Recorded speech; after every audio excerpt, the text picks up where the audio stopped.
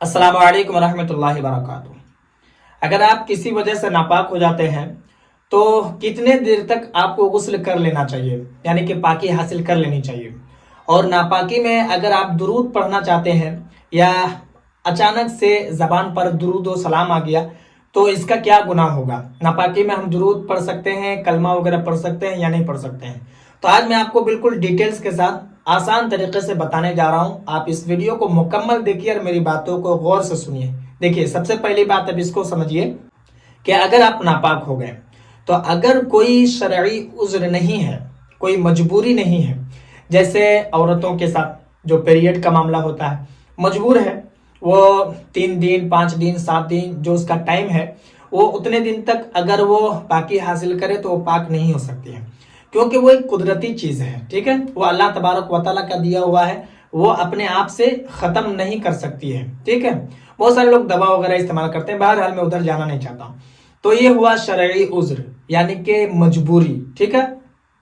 لیکن جو مرد حضرات ہیں اگر وہ کسی طریقے سے ناپاک ہو جاتے ہیں تو ان کے ساتھ کوئی مجبوری نہیں ہوتی ہے، اور عورتوں کا جو ٹائمنگ ہوتا ہے وہ پیریڈ کا، وہ ٹائم اگر ختم ہو گیا تو اب اس کے ساتھ کوئی مجبوری نہیں ہے۔ تو جب اگر کوئی شخص ناپاک ہو جاتا ہے تو ناپاک ہونے کے بعد جتنی جلد ہو سکے وہ غسل کر لے، کیونکہ اگر کوئی شرعی عذر نہیں ہے، کوئی مجبوری نہیں ہے تو اس کے اوپر واجب ہے کہ وہ پاکی حاصل کرے۔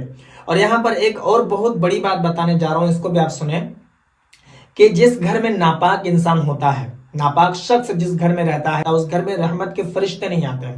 اگر وہ شخص کہیں جاتا ہے تو اس جگہ پر رحمت کے فرشتے نہیں آتے ہیں۔ تو اس کا نقصان کیا ہے؟ آپ خود سوچئے کہ آپ جہاں بھی رہیں گے، جہاں بھی جائیں گے، وہاں رحمت کے فرشتے نہیں آئیں گے۔ بات سمجھ میں آ گئی؟ تو اس لیے جتنی جلد ہو سکے غسل کر لینا چاہیے، پاکی حاصل کر لینا چاہیے، ٹھیک ہے؟ اب دوسرے سوال کا جواب سنیے کہ ناپاکی کی حالت میں اگر منہ سے درود نکل گیا تو یا پھر کوئی کلمہ نکل گیا تو اس کا کیا ہوتا ہے؟ تو دیکھیے، جب آپ ناپاک ہوتے ہیں، آپ کا جسم جب ناپاک ہوتا ہے تو ایسی صورت میں آپ قرآن کی آیت نہیں پڑھ سکتے ہیں، ٹھیک ہے؟ آپ نماز نہیں پڑھ سکتے ہیں، لیکن درود شریف اگر آپ کے زبان سے نکل جاتا ہے تو یہ تو بھولے سے ہوا، لیکن اگر آپ جان بوجھ کر کے بھی پڑھتے ہیں تب بھی آپ کو کوئی گناہ نہیں ہوتا ہے۔